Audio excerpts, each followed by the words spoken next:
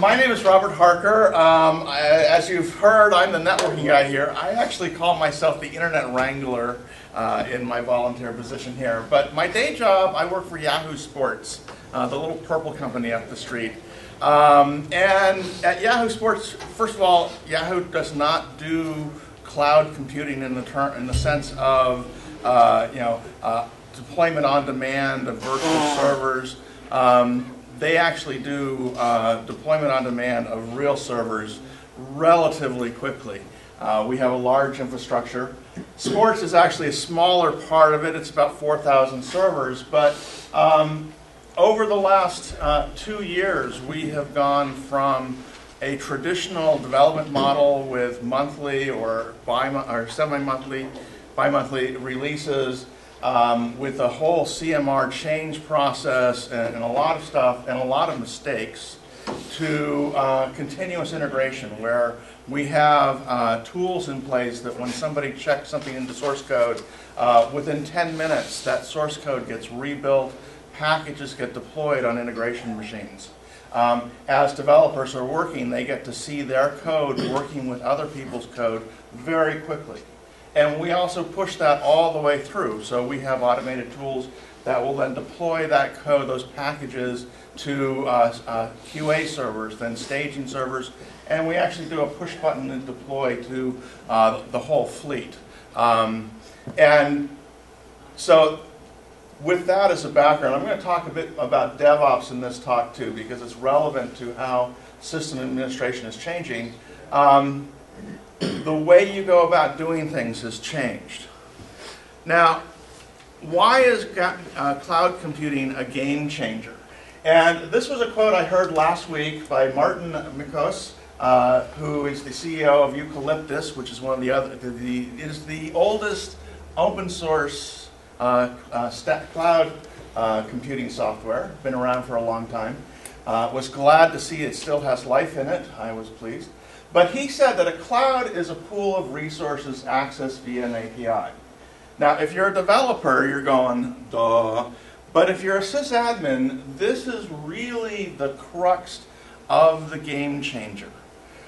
Everything's accessed via an API. What does that mean? API calls, what they do is they create, manage, and destroy objects.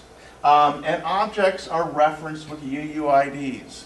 So if you've been doing system administration and you started looking at rel 6, and you suddenly start seeing these really long, I mean like they're 48-bit string or character strings, these UUIDs, the bad news is welcome to the new world. The other thing is that because everything is referenced with UUIDs, you don't touch anything directly anymore.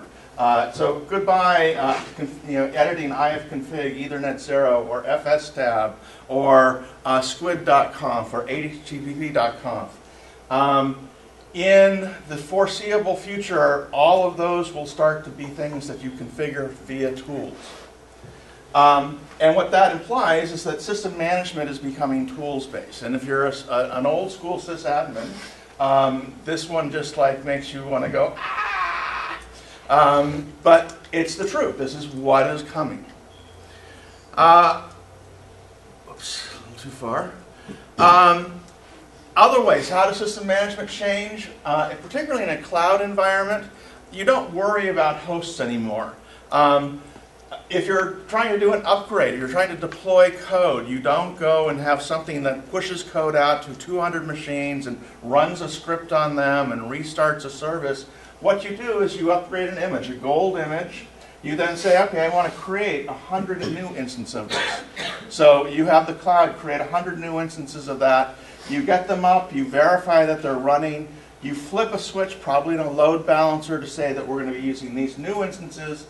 And then if things are working well, you destroy the old instances, pardon me.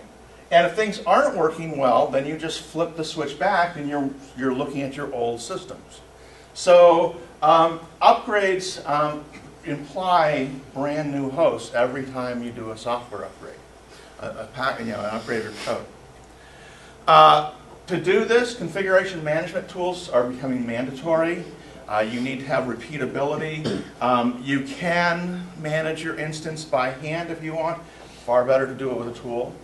And then continuous integration, which a lot of organizations are trying to seriously look at. One of its features is that it automates the whole process. I don't run an SSH script, or I don't run, I don't have some Perl code that goes and pushes stuff out to my host. We have a tool, it's a push button install, and it does it. Now, another implication of this is that troubleshooting is tools-based. You don't go and do an ifconfig or many of you can't go look at etc fs tab to say, well, which device am I having problems with? Well, yes, you're having device problems with UUI, FIFA, but da. And so if you see that UUID, you have to go look it up somewhere else. And in order for that whole thing to work, it assumes that you're using a tool to manage your systems. Everything's referenced by a UUID. There are tables all over the place that will translate a UUID into a physical device, and then there'll be another table that will say that a file system translates to a UUID, and another thing that might say that mount options are a different UUID. They all get glued together, and they all happen under the covers. This one is just for sysadmins. When they have a problem, it's just going to make them go, ah! Sort of implied with this, when you look at log files, everything's UUID based. So you're looking through a log file and it's just rattling off UUIDs. You're going to have a tool that you can say, this is a certain type of log file. The UUIDs, the tool knows that the UUIDs are of certain types, and so it looks them up in the correct way to return you some information that's actually useful. Now, in cloud computing in particular, but sort of this whole model, your troubleshooting procedure goes away. I have a coworker who came from a banking industry, and in the banking industry, if a server has a problem, they really want to know what the root cause of the problem is. You dig down until you figure out this is what's wrong. And the problem is that in a cloud environment or a large-scale web environment where you have 100 or 1,000 of those hosts, something goes wrong with them. So your troubleshooting method, host goes bad, something's wrong with it. You try 5 or 10 minutes of troubleshooting, because quite often you just need to kick a process or something like that. It's pretty easy. But if you can't solve it in 5 minutes, then you create a new image. You deploy, you verify that, you start it running, you verify it, you add it to the resource pool, and then you destroy the old image.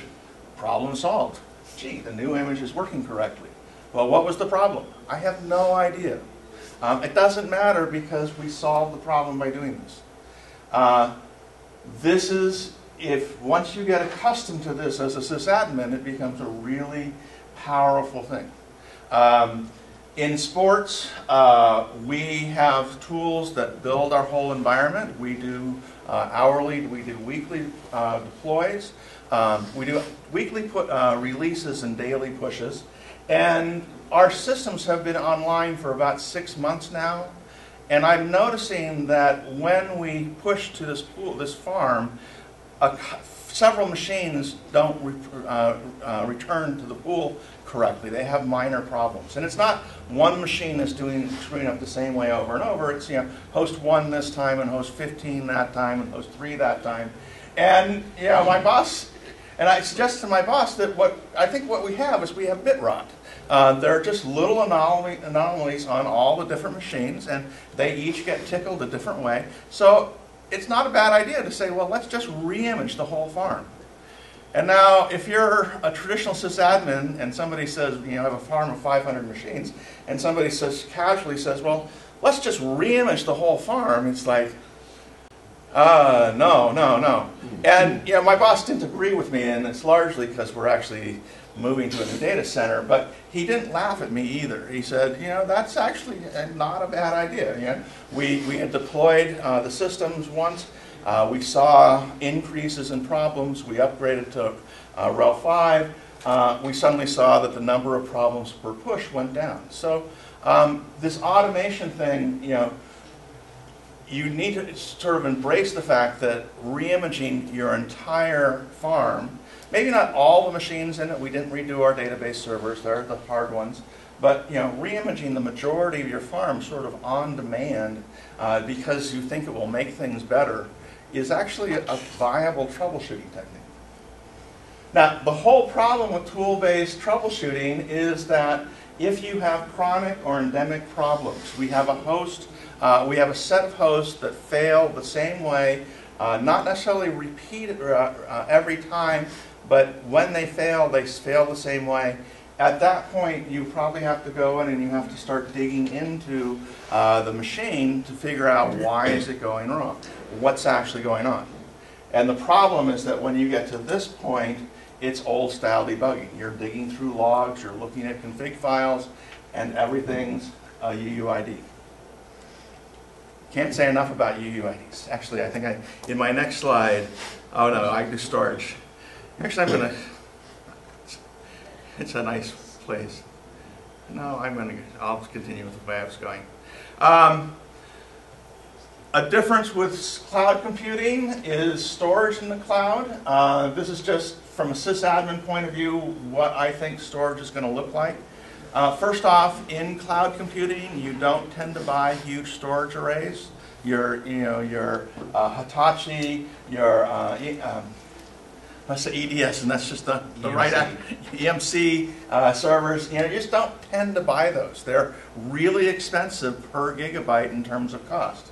The model for cloud computing storage is you use triple copies of critical data. You copy it 3 times. You have the software automatically vote. If there's something wrong between the 3, the 2 that agree are the winners, and the one that's bad gets overridden. Now, in storage, the first thing you have is what would be what I call just traditional storage, which is instance stores. You create an instance, it needs a file system, it needs someplace to write log files, that is its boot partition. Glance in OpenStack is the tool that manages this, and the partitions in OpenStack, in virtualization these days, are LVM partitions. You have a large pool of LVM space, you chart out little pieces, you say this little partition belongs to this instance, this one belongs to that. iSCSI, probably on the horizon. I don't think OpenStack really supports it yet. Or it may support it, but I don't think anybody's using it. Be a little more accurate. The other thing that you may have heard of are object stores. And object stores are the other type of data. In OpenStack, this is the Swift project that says that we have a pool of storage. It is highly redundant and it is self-managing, and we create objects in it. And an object is basically just a URL pointing to a blob of data. Now, object stores for websites are nothing new. The way most sites manage their static content, their images, their icons, text for their articles, audio data, video data is in an object store.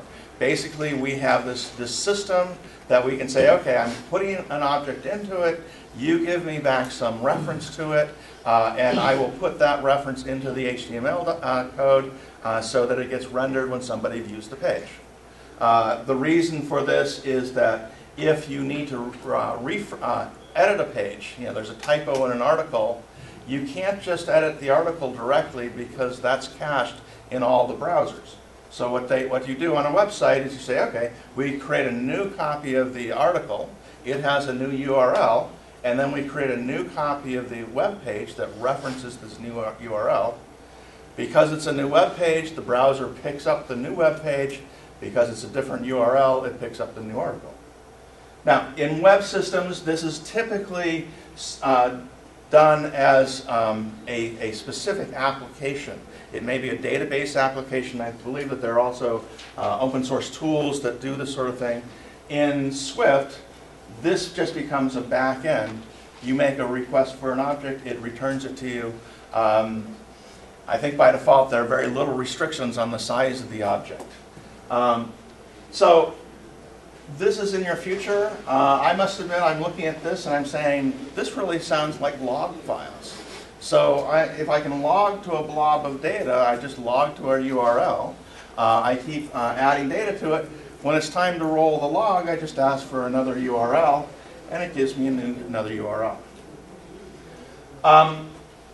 Databases, permanent databases. You have permanent data stores and sort of two broad categories: MySQL and NoSQL to everything else. We'll talk a bit about MySQL in a minute. But NoSQL, there are a lot of databases coming up. The key feature of NoSQL from a sysadmin point of view is that they are designed to be scalable. Quite often you'll hear the term sharding of the database. The database is designed to be allowed to be broken into small pieces, small sections of the data. There is infrastructure, there are algorithms in place that when I make a query, based on the query I make, I know which server to go to. And if that server goes away, there's self-healing things. So NoSQL. The other thing is that there's a whole lot of data that is transitory. Your log files, your query, what people are querying, your raw tracking information. These generate vast amounts of data. A busy website can easily go through a terabyte of data a day if you look at the collected whole. And large websites probably go through a lot more than that. And in limited lifespan data, again, object stores make a sense. But when you start thinking about this, then Hadoop comes into play, or the idea of MapReduce. You've got this data, you want to do something with it. If it's a log file, you might want to scan the log files to see what your most popular URLs are, or what hosts are connecting to you, or various parameters. You might do that as a MapReduce job so that you get a summary of the data. Queries, the same thing, raw tracking. These are much more, sysadmins are interested in this.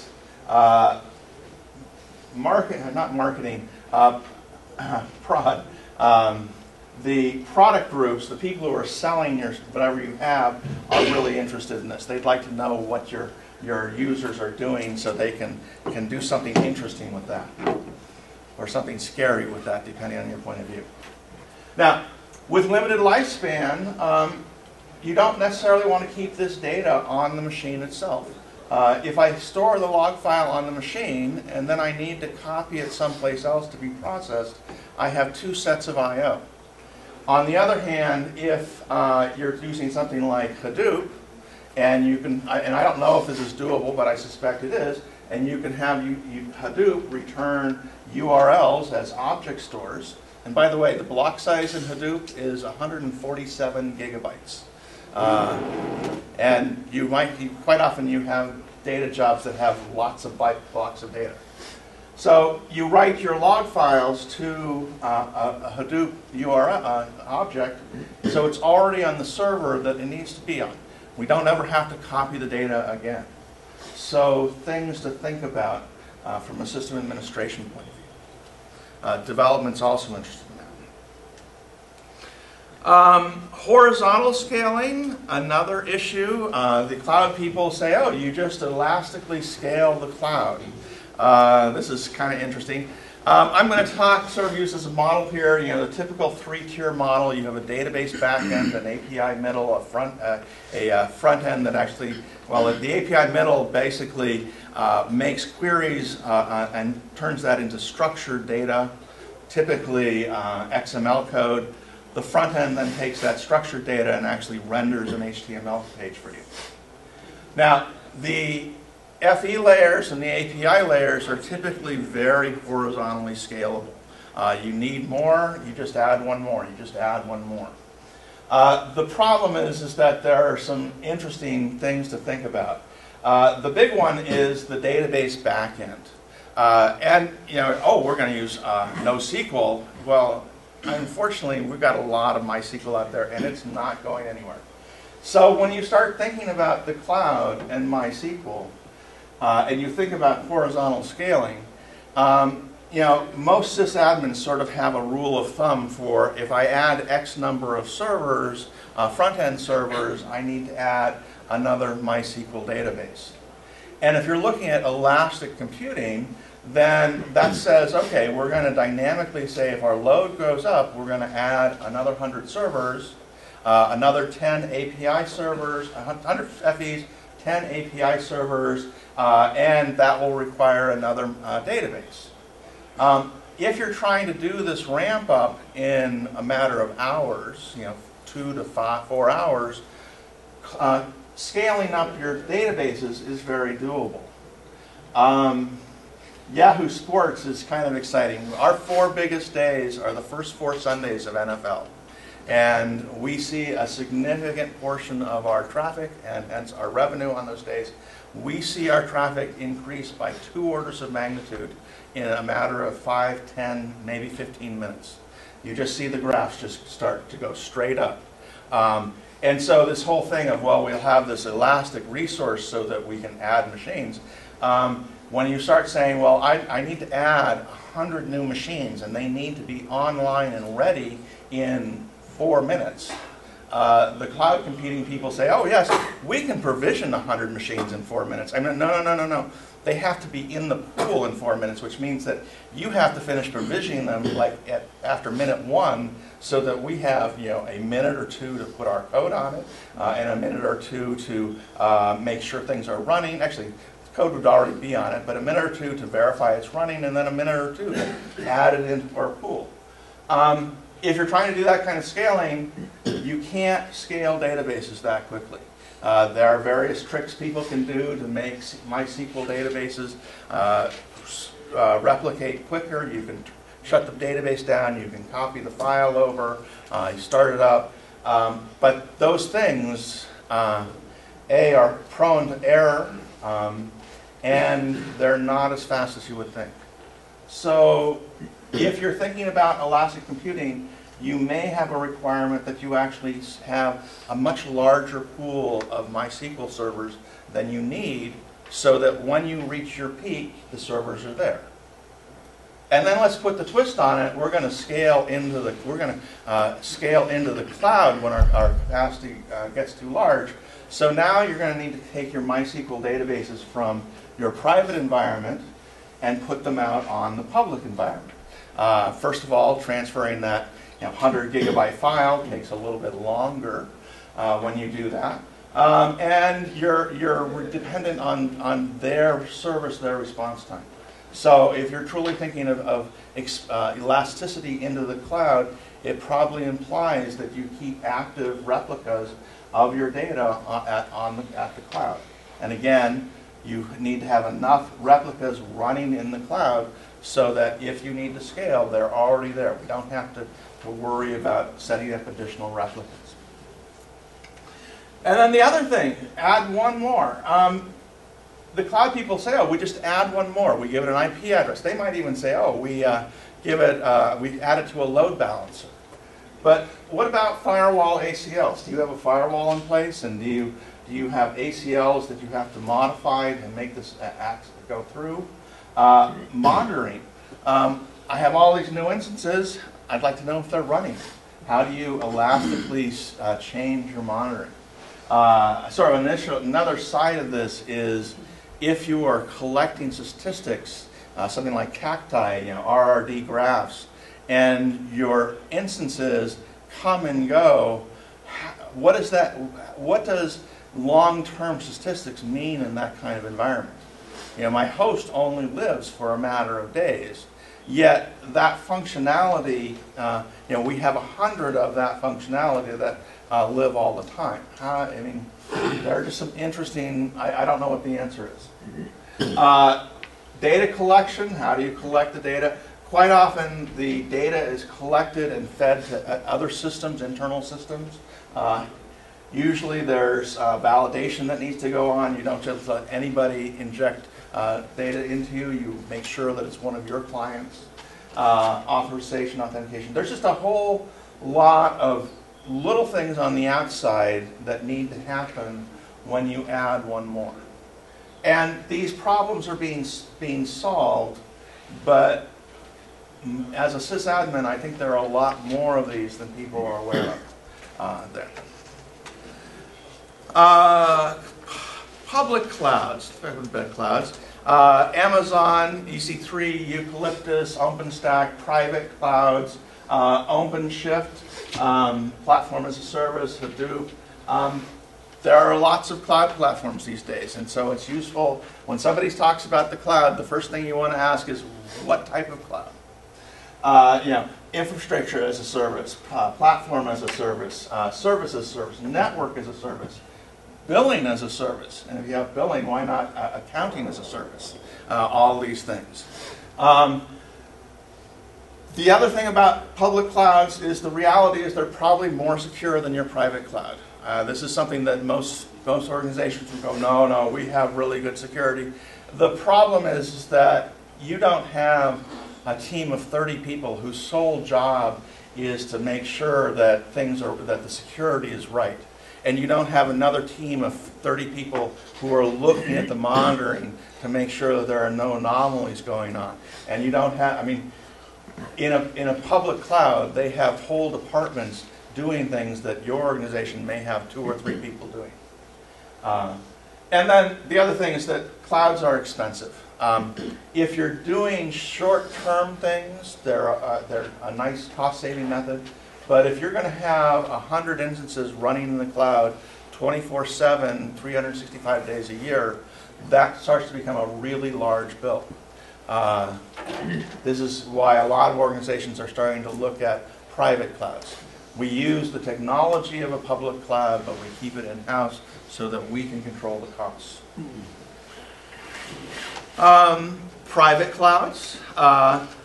My expectation is that organizations that do private clouds, it will be a new server deployment. You're not going to take existing stuff and repurpose it. That may eventually happen, but initially you're going to buy new servers and you're going to put in new infrastructure to support that. The other thing is that anything that is a business mission critical service, i.e. the business loses revenue if it doesn't work, those will stay with where they are. And anything that's mission critical in business will also stay still.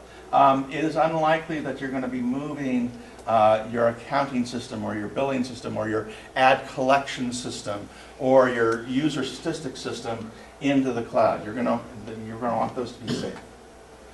Probably the first thing that you will see happening in the cloud is self-service development environments. Talk a bit more about this in a minute. And then the next logical thing is that if you have things that are horizontally scalable, those things are very applicable to the cloud. But not everything, I guess my concern is I heard this whole VMware, everything will become a virtual machine, and I was like, well, I don't think so. One of the other interesting things that sort of occurred to me last night is that cloud computing also is very much into billing. OpenStack doesn't do anything with billing right now, but it is acknowledged as a critical resource for the whole thing. You have to be able to figure out what resources your customers are using so that you can charge them for it. So a chargeback model actually becomes realistic. I don't know, there's politics there.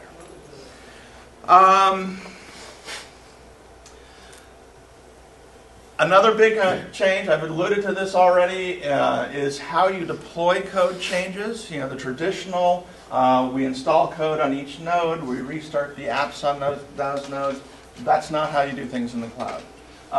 What a lot of people are doing, what the common practice is the idea of a gold image. You update the gold image, you then replicate that multiple times, creating new instances. Those become your new machines. I go a little further than that. I actually think that the right approach is bare metal install. Whenever you go to install, do an update or install, you start with a very minimal image, something that doesn't have a lot in it, so it doesn't change very much. and then you install, if it needs patches, you install the patches, you install the supporting applications, you install your applications, you install your configurations, you install your static data there. You build a brand new system from the ground up each time as your gold image, and then you replicate that multiple times. Now, in either of these models, you need to have repeatability. So, again, automated configuration management. Puppet, Chef, Igor. No one's heard of Igor. That's a Yahoo tool. You're going to have tools that allow you to say, when I have the system, run a command and fully configure that system. You can't have it that, oh, and at the very end I have to go set an IP address, or I have to set this, or I have to set that. It needs to be a tool that does that. Now, DevOps, and I'm not really a DevOps, I'm a sysadmin to be honest, but DevOps, one of the key things is the idea of bringing together development, QA, and ops as a single team. And this is what we did in Yahoo Sports. One of the things that I got appreciated for was I was a real champion in the operations group for taking this approach. One of the problems with trying to do DevOps is the sysadmins. Sysadmins usually are in charge of no. I want to do this. No. I want to do this. No. Where's the CMR? Okay, what's the procedure? Actually, when I was learning about DevOps, the quote I came up with is that for DevOps to be successful, development has to own uptime. And equally important, operations has to embrace change. And those are sort of, development typically, oh yes, we care about uptime, except that, uptime doesn't show up in your VP's daily memo when he gets status of what the system's like. Whereas in the operations group, it definitely shows up in his inbox every day. So in DevOps, one of the things is that you do highly automated deploys. At Sports, we use Jenkins, which is a build management system. When you check something into SVN, within 10 minutes, it will actually detect that something's been checked in. It will then check that code out. Any new code will build new packages. Any new packages that are created will then create a new tag for installation, and then we automatically install that on some integration machines for the developers. And this is, you can see it happening. You check something in, and 15 minutes later, you see it in your staging lab. With this automated test and deploy, QA, I must admit, I rewrite this as Dev QA Ops because QA is really important. QA needs to become automated. It needs to become part of the deploy process, is that you run some comprehensive smoke tests that verify that the site is working correctly. Not just make a half a dozen queries of various URLs, and yes, I get a response back so the database is working. But hundreds or thousands or tens of thousands of checks that get run automatically, checking a lot of different aspects of the system. Because a lot of times when you have an outage, you've made a change to one part, and inadvertently it has broken something in a totally unrelated part. And in your typical deployment process, you verify that this is working, but you're unaware that something's broken down here. So part of this whole DevOps movement is a lot of automated testing. I'm a huge fan of smoke tests. When I stage code, it used to be that we had to have this team together and we had to have a lot of communication. When I stage code, I'm given a tag. I am told to deploy this tag. I deploy it on some staging systems. I run the smoke test for QA. If there are problems, I make a summary of the error results. During this process, QA and Devel are looking at the new feature to make sure it's working correctly, and then they're told, oh, by the way, these 3 tests failed. And they look into that and say, oh, that's a known issue, or no, we need to fix that. It makes the whole release successful. How often do you deploy to production? There's something called continuous deployment, And that says we take this step, and the end result is we push it out to production. And there are sites that do this. I believe Facebook does this. A few other sites do. It's really scary for me as a sysadmin. Do you, instead of every successful build, do you do it periodically? The more often you deploy your code to production, the more reliable your deployment process becomes. This was our lead engineer, our lead developer. This was something that was a mantra of his. He wanted us to do daily deploys, even if there was no change. He wanted us to exercise the tool every day, just because if there's something wrong, we want to find out, we want to fix that so it doesn't happen again. The other thing is that if you're doing releases this often, rollback has to be a no-brainer. You can't have to, I mean, it used to be in our procedures, we'd have a procedure for rolling the change forward, and then we'd have a second procedure to roll it back, and that second procedure very rarely got tested. You want rollback to be simple enough that you can say just sort of, this is staging, I'll roll staging back to the previous release just to make sure the process works.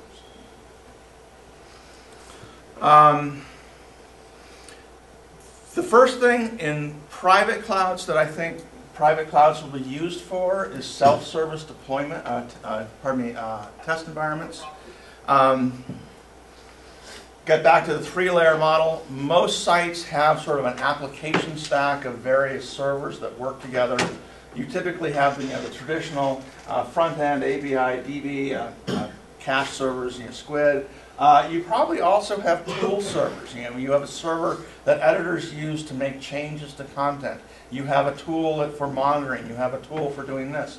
And when you're testing something, normally you just simply need typically the first 4. But there are times where we're making a change to the tool, so we'd like to do that. And if your development environment is this static thing, I mean, the last company I worked for, the development servers were specific servers, and the developers managed them, and they were always different than what was in production. The other thing is that the extra servers would be something they would sort of scramble and cobble together and make there. With self-serve deploy, you will put together tools that allows a developer to say, well, I'm doing this thing, I'm doing a project, and I'm going to test some code.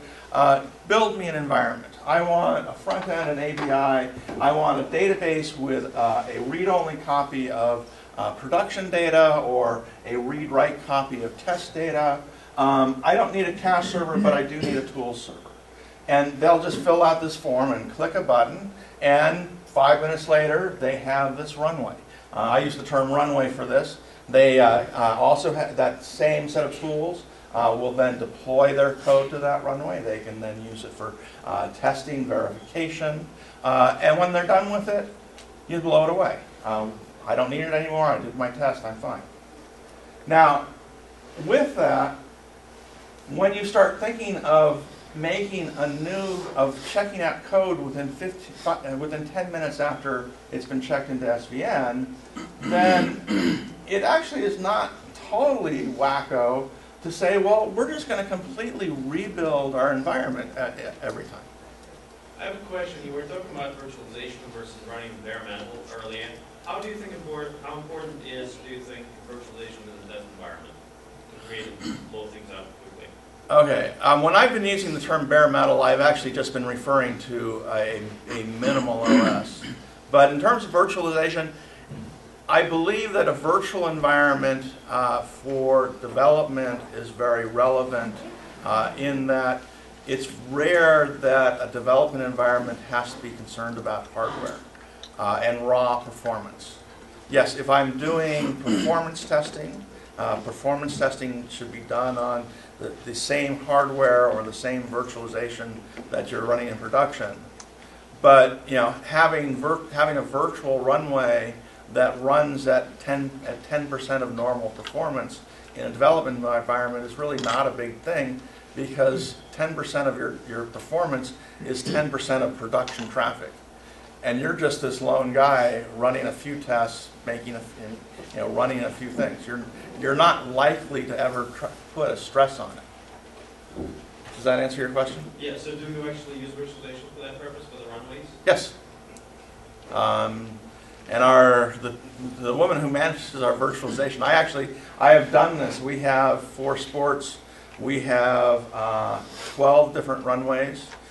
We have 6 integrations, 6 QA runways. In the integration, our deployment process, we have a trunk, a stage, and a production branch of our code that are persistent, so that when you make a change, you're working in trunk. So this is changing every 10 minutes, every 15 minutes. Stage is just a temporary thing. We've decided to do a release, so we branch the code. That becomes stage, so that we can then test it and then release it. And then production is what is currently running in production. So if there's a bug fix or a break fix or editorial comes in and says we need to make a change to satisfy this advertiser to get this ad campaign working, those changes would be made.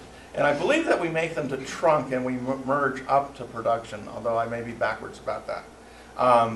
And the production is what we do our daily pushes out of, and the stage is what we do our weekly releases out of. So we have 3 sets for those, and then for each of those we have both a test database and a copy of the production database. So, and it turns into 12 runways, roughly 100 VMs, and the person who manages our VMs, she doesn't like it when I come and ask for more runways. Yeah, how many do you want? Well, I want another 10. You're supposed to ask for these 1 and 2 or 2 at a time, Robert. Anyway, so there. So with cloud computing, the ability to create things on demand, it's not unreasonable to say that we start the build for these 10-minute builds with bare metal, and we configure those up to systems, and then we compile our new code on it. We deploy packages to it. And I guess that's the end of my talk.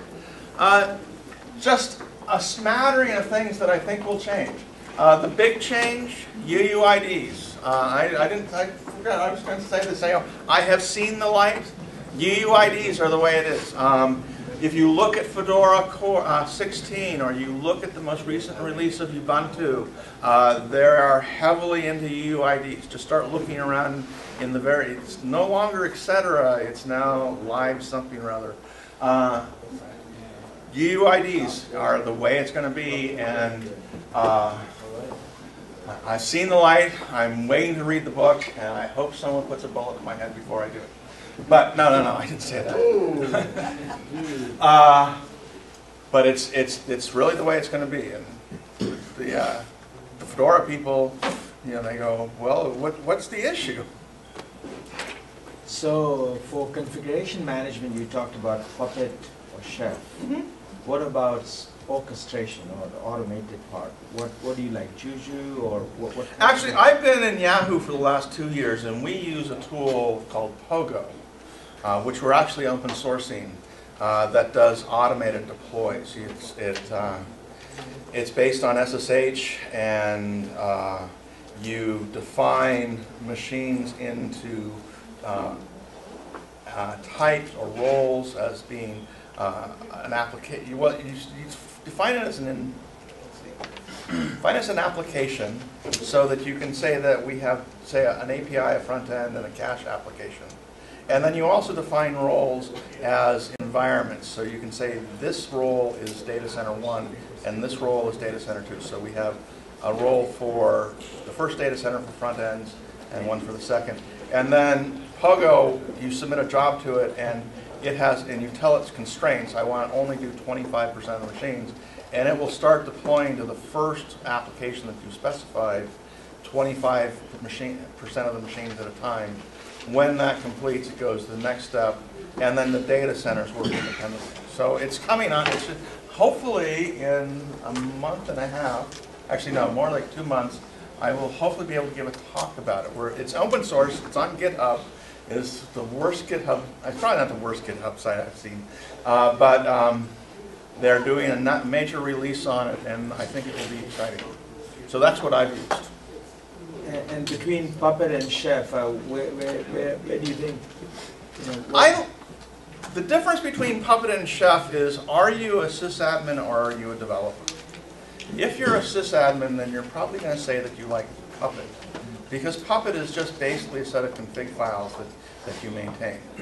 If you're a developer, if your interest in system administration is slanted more towards programming, you're probably interested in Chef, because its philosophy is that it's not just this static tool that you might plug modules into.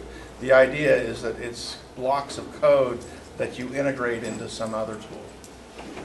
So I think that's, if you're making a choice between the two, I think that that's not an unusual way for people. I mean, let me put it this way. If you ask the question, are you a hardcore sysadmin or do you like programming, depending on their answer, I can probably tell you which one they like.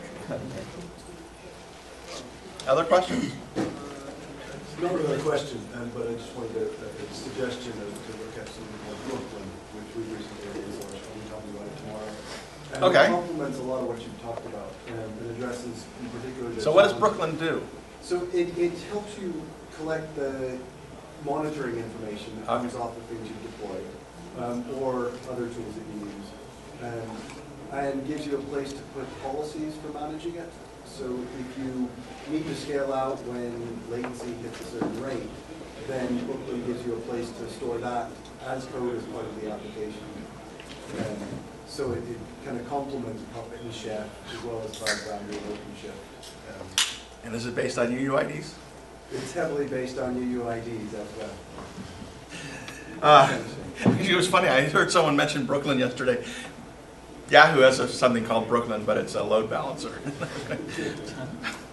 So no, it sounds interesting. I think that all the things I talked about here, I think that there are people looking at the problems. I think there are projects being started for them. A lot of innovation going on. I mean, it's an exciting time to be in the industry. Because there are definitely problems that we've hit, and we've realized the solutions are too hard for a small company to do. It's got to be an open source. Do you have a question? Yeah. We saw if we don't use the virtualization image, how do you replicate the code image for all the bare metal? Well, you would with the bare metal approach, you would have a bare metal, or bare metal is the wrong term. I should really be using a minimal configuration image. So, I mean, when you do a Ubuntu or a Red Hat installation, you basically choose, I don't want anything else other than the bare minimum of what I got. You also need to throw in SSH and SCP typically. On top of that very minimal installation, which doesn't have a web server, it doesn't have a DNS, it doesn't have any of the servers you assume. Probably the first thing you install on that is some tools to add additional things onto it, or you might base all your things on Yum. But the image itself is just it's an image.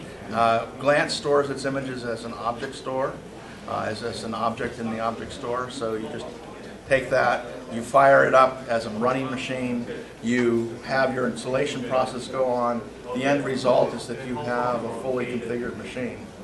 That installation process is probably customized a bit in that it's careful not to set any host-specific information, like IP addresses or Ethernet addresses or disk drives or servers I connect to if you have multiple data centers where you connect to different servers.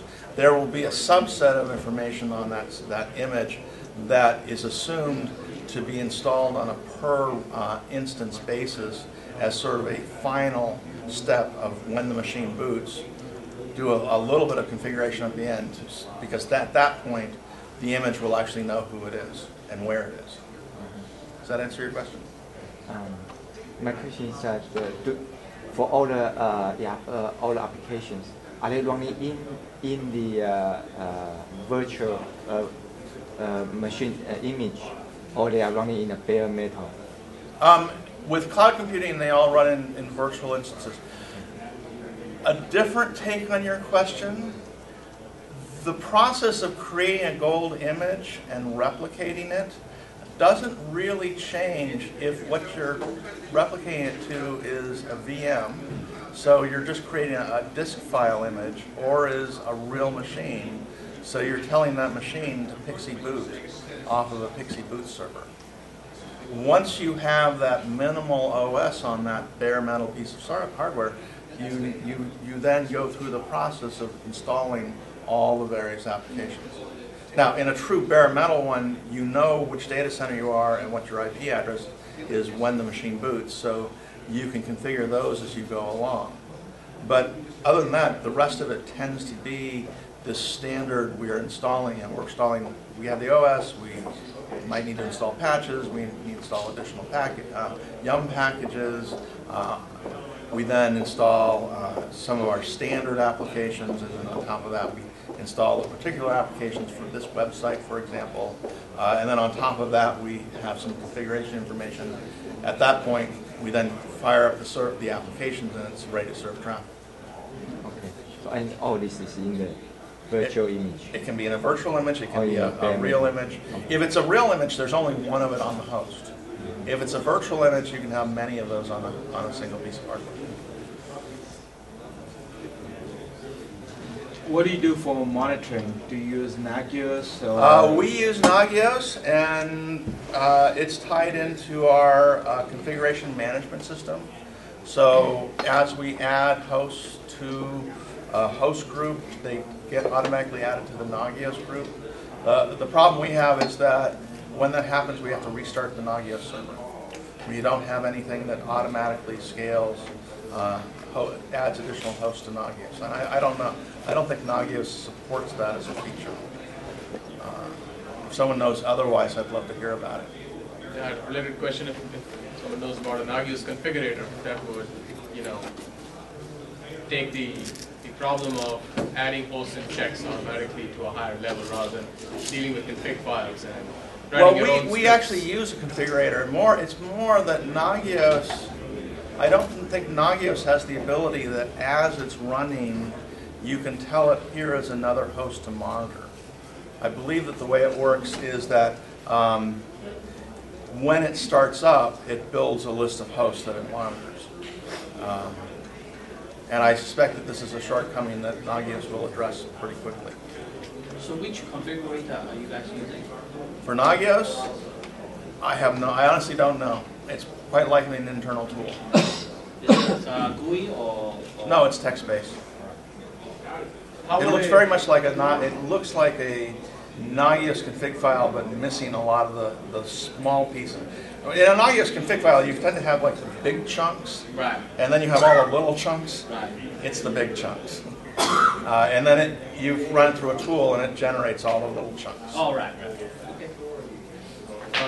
What do you guys use for a sort of unified monitoring solution where you get alerted by Nagios of something, and you're able to tie that to the actual service, the server instance that's having a problem, with maybe even details from the logs? Typical Nagios. We for each server we monitor system disk, SAR for a dozen or so different problems. We look at syslog, just sort of this is base level stuff, and then depending on what the server is, if it's an API server, we'll and typically you can do this all with just URL checks. We'll actually check a half dozen URLs that demonstrate functionality of a major subsystem. So if the API server references 3 different databases, we'll make a URL call that will touch each of those to make sure that that whole thing is working. So if one of those URLs times up, We get an alert. right, and then where do you go from there? Well, we have a triage group. We actually have an on-call group that's 24/7 now. I'm actually just migrating something to it. They're the first line of defense. A lot of the alerts that we get go away in 5 minutes. So our approach, when I'm on call and I'm monitoring it, this is actually going to change because I'm not going to do this anymore. But when I'm on call, our default is that we don't look at anything until the alert is 11 minutes old. We wait 11 minutes. Well, there are some alerts that we do. If the VIP fails We know there are some super ones, but most of the host-based checks, it has to fail for 11 minutes. Because if a host is screwed up and it's one of 200, it's not great, but it's only a 1 in 200 chance that somebody might be getting bad data, a bad experience. So what's the monitor for that? If you and know then- that it's only 1 out of 200, And then we have a probably tool not built get on that. top of it called Wymon. And it essentially takes the Nagios console and it collapses it into single lines where each line, I'm trying to think about it. The problem with the Nagios console is that it's really big. And if you've got 30 alerts, you've already gone off the screen. Wymon 1 condenses each alert into a single line that's relatively small. It also, I guess the main feature is that it allows you to say, give you parameters about, is the alert pageable? If it's pageable, has it been acknowledged or downtimed? So what we do with our tool is we say, we'll only monitor pageable alerts, and we'll ignore anything that's been acknowledged. And we also say that we're only interested in alerts that are more than 11 minutes old. And with that set of filters, it reduces dramatically what you actually see on the console. So I mean, the first one is it pageable? Typically gets rid of 3/4 of your alerts. Is that like an inbuilt? It's an inside tool, internal tool. It'd be nice to have something like that push upstream to Nagios itself. Yes. And have a plugin for that. It's a common problem. It is a common problem. I don't think it is. It does not have a champion inside to push it as an open source project. Yahoo does release a bunch of stuff open source, but it really the developers of that really have to decide that they're going to be evangelists and push it. Anything else? Thank you very much.